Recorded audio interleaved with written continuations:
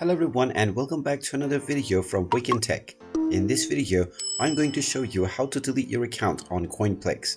So let's get started right away. First of all, open up the Coinplix application on your device, and if you haven't logged into your account already, go ahead and tap on the login button and you will be asked to choose your Google account.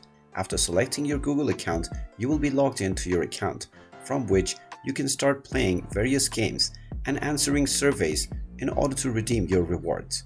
Now, if you wish to not use the application anymore, and if you wish to delete your account, tap on the profile icon at the bottom right corner and then you will see the delete account option. Go ahead and tap on it and you will be asked whether you are sure that you want to delete your account. Before tapping on the delete button, you will need to type in the word delete between the answer section, and after typing in the word, you can tap on the delete button and your account will be deleted right away. Now make sure that you are 100% certain that you want to delete your account before proceeding forward with this process, otherwise you will not be able to recover any of your funds.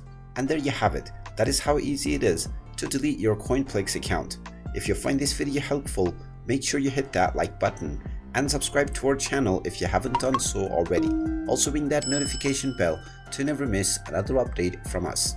Thank you for watching and I will see you again in the next video.